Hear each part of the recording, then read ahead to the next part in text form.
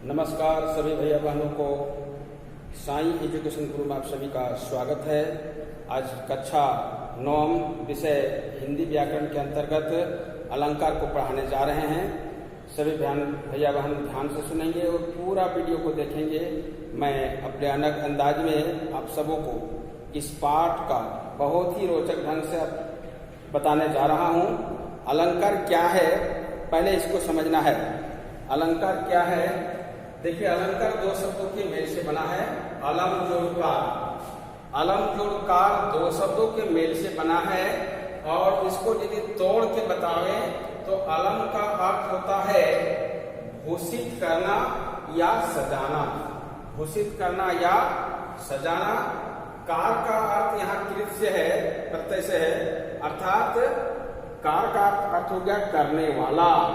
तो इस प्रकार यदि अलंकार का दो शब्द है, दोनों शब्द का यदि अर्थ देखेंगे तो घोषित करना और करने वाला। तो इस प्रकार से अलंकार का अर्थ क्या हो गया?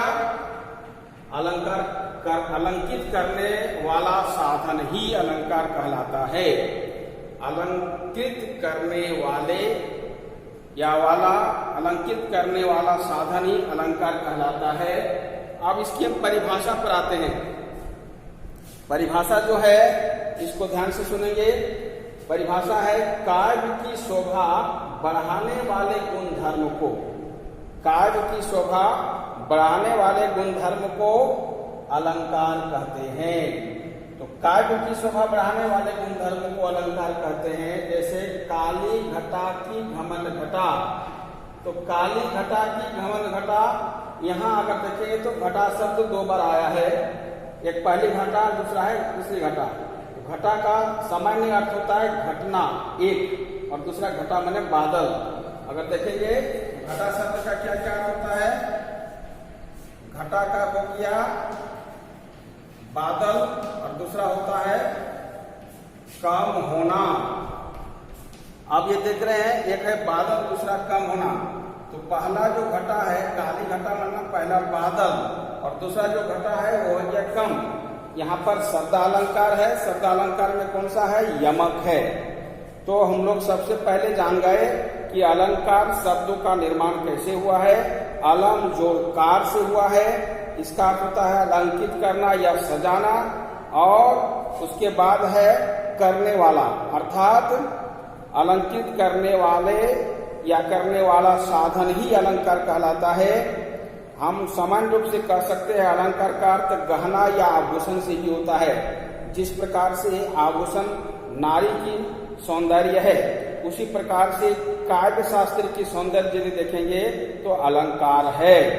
जिस तरह स्त्रियां अपने सौंदर्य को बढ़ाने के लिए विभिन्न आभूषण का प्रयोग करती है, उसी प्रकार कवि भाषा की सुंदरता या सुंदर बनाने के लिए अलंकारों का प्रयोग करते हैं। आचार्य वामन के अनुसार जो किसी को अलंकित करे वही अलंकार है। संक्षिप्त में हम कह सकते हैं अलंकरोति इति अलंकारः।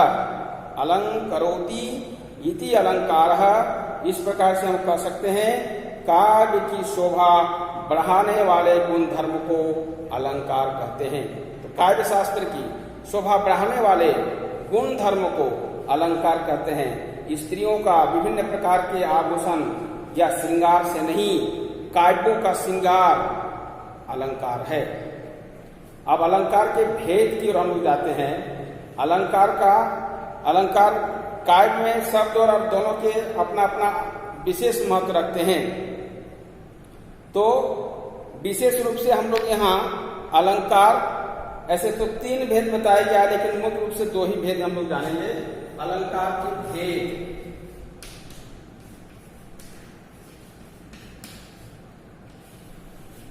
अलंकार के भेद तो मुख्य रूप से यहाँ क्या जानेंगे? मुख्य रूप से अभी 9th क्लास के लिए मुख्य रूप से 2 प्रकार है। मुख्य रूप से 2 प्रकार है। कौन कौन 2 प्रकार है? पहला देखेंगे, एक है शब्द अलंकार,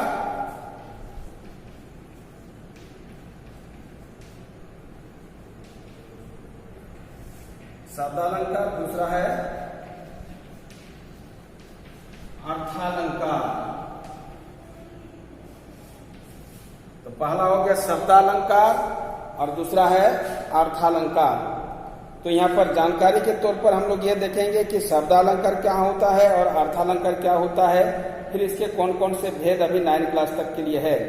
ऐसे तो और जो काव्य शास्त्र है उसमें भी हम लोग काव्य मीमांसा और सब भी पढ़े हैं, उसमें 3 प्रकार का वर्णन है, शब्दालंकार, अर्थालंकार और एक है उभयालंकार। तो शब्द काव्य में जहाँ शब्द पर चमत्कार होता है शब्दालंकार होता है। पुनः बच्चों लोग याद कीजिएगा, काव्य में जहाँ शब्द के माध्यम से अर्थ चमत्कार होता है शब्दालंकार होता है, और काव्य में जहाँ अर्थ के माध्यम से चमत्कार उत्पन्न होता है वो अर्थालंकार होता है। और काव्य में जहाँ दोनों के माध्यम से अर्थ और शब्द के माध्यम से चमत्कार होता है वहाँ उभयालंकार होगा। लेकिन विधिवत अभी 9 क्लास के लिए हम लोग 2 ही मुठियां रखा गया है सिलेबस में, एक है शब्दालंकार, दूसरा है अर्थालंकार। तो इस प्रकार से पहला जानकारी हम लोग करेंगे शब्दालंकार के पास, फिर दूसरा आएंगे हम लोग इस पर अर्थालंकार पर आएंगे। आप सभी पुनः इस पर याद रखिएगा कि काव्य की शोभा बढ़ाने वाले गुणधर्म को अलंकार कहते हैं। अब पहला हम लोग देखेंगे यहाँ पर शब्दालंकार।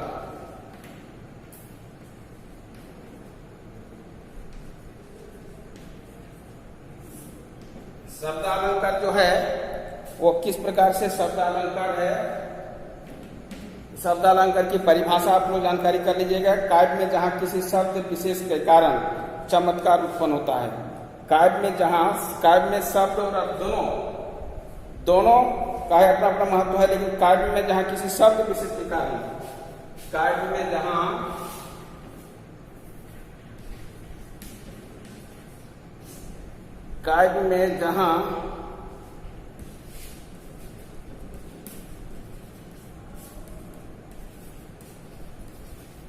शब्द के कारण, तो काव्य में जहाँ शब्द विशेष के कारण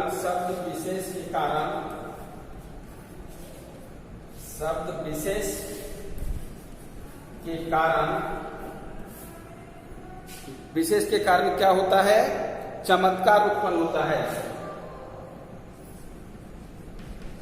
विशेष के कारण चमत्कार उत्पन्न होता है। तो काव्य में जहां शब्द विशेष के कारण चमत्कार उत्पन्न होता है वहां हम क्या कहेंगे, शब्दालंकार कहेंगे। अथवा सौंदर्य वृद्धि होती है वहां शब्दालंकार होता है वहां शब्दालंकार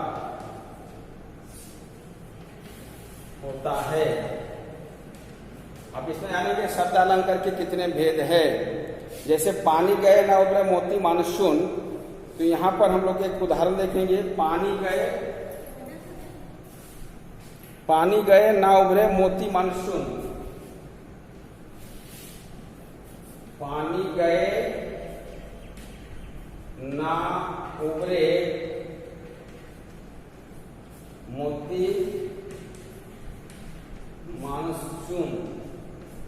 एक छोटी सी उदाहरण है, आप इसको देखिएगा। पानी गए ना उभरे मोती मानुष चून। अब इसमें जो शब्द है यहाँ मोती मानुष और चून, प्रत्येक शब्द के लिए अलग अलग पानी का अलग अलग अर्थ हुआ है। इस स्थान पर यदि वारी, नीर, तोय, अम्बु, शरीर, जल आदि शब्द का कोई शब्द यदि रखे तो सौंदर्य समाप्त हो जाता है, क्योंकि अलंकार खत्म हो जाता है।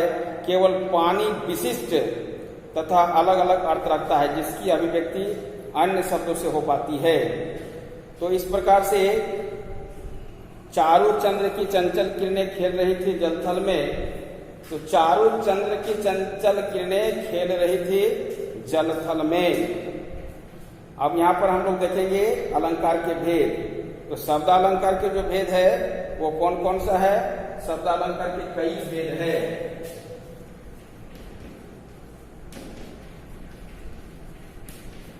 शब्दालंकार के कई भेद है। कौन है? पहला हो गया अनुप्रास। अनुप्रास का आप ध्यान रखिएगा, जहां व्यंजन, ठीक है, जहां वर्णों की आवृत्ति होती है, जब काव्य में किसी वर्ण की आवृत्ति होती है एक से अधिक बार, आवृत्ति मैंने बार बार आना, तो यहां याद रहेगा काव्य में जहां वर्णों की आवृत्ति होती है, तो काव्य में जहां वर्णों की आवृत्ति होती है, आवृत्ति माने बार बार आना, आवृत्ति का मतलब है बार बार आना। एक वर्ण अगर बार बार, एक या से अधिक वर्ण यदि बार बार आता हो तो हम क्या कहेंगे? अनुप्रास अलंकार कहेंगे। तो अनुप्रास अलंकार में देखिए अभी बता रहे थे, चारों चंद्र की चंचल किरणें खेल रही थी जलथल में, ये आपको समझ में आ जाएगा। चारों चंद्र की चंचल किरणें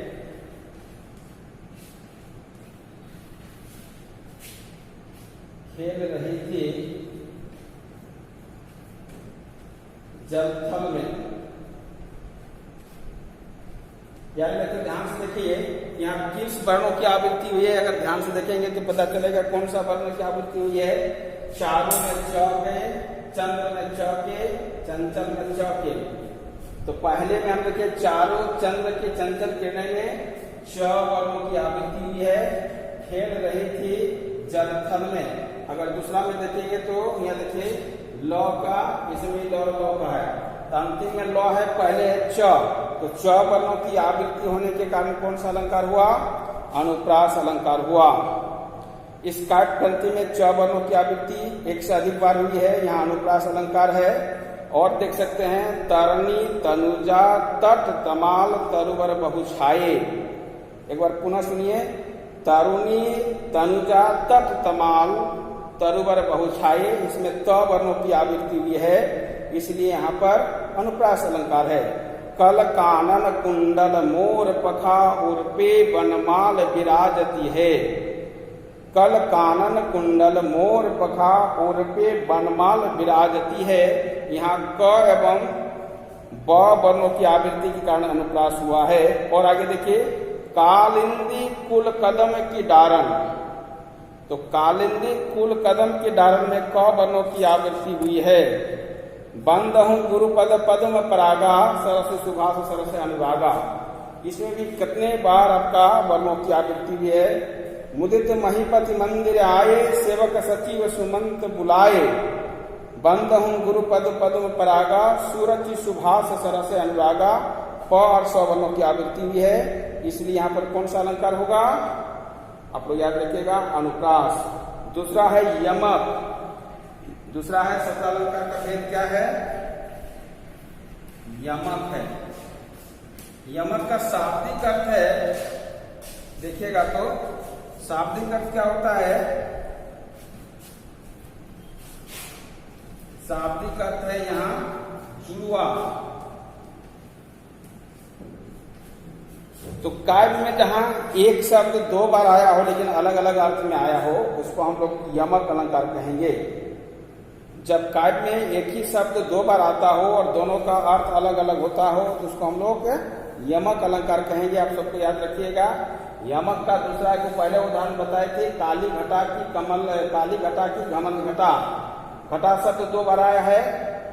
कनक कनकते शोभनी मादकता अधिकाय, एक खाए गौराय नर एक पाए गौराय। तो कनक शब्द का दो अर्थ होता है, एक कनक का अर्थ होता है धतुरा, दूसरा कनक का अर्थ होता है सोना।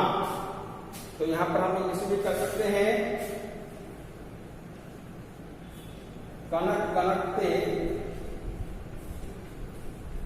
शोभनी मादकता अधिकाय।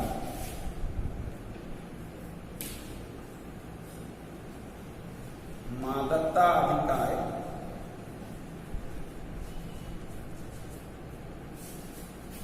यहाँ होगा एक खाए बौराय नर। पाई बोराइड। अब यहाँ आप याद रखिएगा, यहाँ समझ में आ गया होगा, खाए और पाए, खाने से और पाए से होता है पाने से। तो कनक शब्द दो अर्थ हो गया, कनक का अर्थ हो गया यहाँ पर धतूरा और दूसरा है सोना। तो धतूरा शब्द को पाने से या खाने से लोग पागल हो जाते हैं, और सोना शब्द सोना पाने से लोग पागल हो जाते हैं। तो इसलिए यहाँ पर क्या क्या हो गया, कनक कनकते शोभुनी, मादकता अधिकार, या खाई बोराइड या पाई बोराइड। तो यहाँ पर आप लोग देख लीजिए 2 शब्द का प्रयोग हुआ है। इस तरह से और भी है इसका, कहे कभी बैनी बैनी ब्याल की चुराई लिनी, रति रति सभा सब रति के शरीर की। तो यहाँ बैनी शब्द के 2 अर्थ हुआ, पहला कवि बैनी और दूसरा बालों की चोटी। इस प्रकार से यहाँ पर बैनी शब्द का 2 अर्थ होता है। 3 बेर खाती थी, 3 बेर खाती है। बेर शब्द का 2 अर्थ है, एक स्वादिष्ट फल जिसको सामान्य भाषा में हम लोग कोयर भी कहते हैं, पाल्म जो है इंग्लिश में, और दूसरा है बेला या समय। तो ये जो 3 बार मतलब 3 टाइम, तो बेर यह हो गया 3 बेर खाती थी, 3 बेर खाती है। इसके बाद है तो पे बारो उर्वशी, सुन उर्वशी सुजान, तू मोहन की उर्वशी होवे उर्वशी समान। यहाँ उर्वशी भी 2 बार आया है, एक अप्सरा, दूसरा हृदय से जुड़ी हुई। तीसरा है श्लेष। श्लेष का शाब्दिक अर्थ होता है चिपकना। जहाँ काव्य में एक ही शब्द कई बार आया हो लेकिन कई अर्थों में है, तो श्लेष का शाब्दिक अर्थ क्या होता है, शाब्दिक अर्थ हो जाता है चिपकना। तो जहां इसको हम लोग श्लेष करते हैं, तो श्लेष का शाब्दिक अर्थ होता है चिपकना। जहां काव्य में एक शब्द कई बार आया हो लेकिन अलग अलग अर्थों में आया है, तो उसको हम क्या कहेंगे, श्लेष कहेंगे। चरण धरत चिंता करत, चितवत चारों ओर, सुवर्ण को खोजत फिरत, कवि बेबिचारी चोर। जब काव्य में कोई शब्द एक ही बार आता हो परंतु उसके एक से अधिक अर्थ होता है, याद रखिए, काव्य में जब कोई एक शब्द एक ही बार आता हो लेकिन कई एक अर्थ को देता है, वो श्लेष अलंकार होता है। श्लेष का अर्थ होता है चिपकना। यहाँ देखिए, चरण धरत चिंता करत, चितवत चारों ओर, सुवर्ण को खोजत फिरत, कवि बेबिचारी चोर। सुवर्ण शब्द का एक बार अर्थ प्रयोग हुआ है लेकिन उसका एक से अधिक अर्थ है, याद रखिए। सुवर्ण का होता है सुंदर वर्ण का या अक्षर। यहाँ कवि के संबंध में, सुंदर रूप रंग जो है व्यभिचारी के संबंध में, स्वर्ण या सोना चोर के संबंध में। उपयुक्त काव्य पंक्ति में श्लेष अलंकार है क्योंकि सुवर्ण का 3 अर्थ हुआ, एक सुंदर वर्ण या अक्षर, सुंदर रंग रूप के औरत, सोना या स्वर्ण। इस तरह से रहीमन पानी राखिए, बिन पानी सब सुन, पानी गए न उभरे मोती मानस सुन। इसमें भी देखिए 3 अर्थ हुआ पानी का। पानी शब्द 3 बार आया, रहीमन पानी राखिए एक, बिन पानी सब सुन, पानी गए ना उभरे मोती मानस सुन। पानी शब्द 3 बार आया है। क्रमशः पहले पानी का अर्थ होता है सामान्य पानी, द्रव्य, चमक, इज्जत और जल, 3 गो अर्थ है। जो रहीम गति दीप की कुल कपूत गति सोय, बारे उजियारो करे बढ़े अंधेरो होय। यहाँ बारे शब्द का अर्थ हुआ बचपन में, जलाने पर, 2 अर्थ हो गया। अब बढ़े का अर्थ होता है बढ़ने पर या बुझने पर। इस प्रकार से श्लेष का भी अर्थ आप सभी लोग जान गए होंगे। तो क्रमशः आज हम लोग यहाँ पर क्या क्या देखे, तो शब्दालंकार के 3 भेद को देखे, यमक, अनुप्रास, यमक, श्लेष। 3 को मुख्य रूप से अभी 9th क्लास तक का जो है कोर्स में है और इन तीनों से परिचित हो गए हैं। अगला है अर्थालंकार। काव्य में जब अर्थ के माध्यम से सौंदर्य वृद्धि होती है या चमत्कार उत्पन्न होता है, शब्द से नहीं अर्थ में जो चमत्कार उत्पन्न होता है, तो वहां आपका हो गया अर्थालंकार। इसका भी कुछ अंग है। सबसे पहले उपमा अलंकार। उपमा में भी 4 गो है, उपमेय, उपमान, वाचक शब्द और साधारण धर्म। तो इसके बारे में और डिटेल से अगला वीडियो में आप सबको समझाएंगे।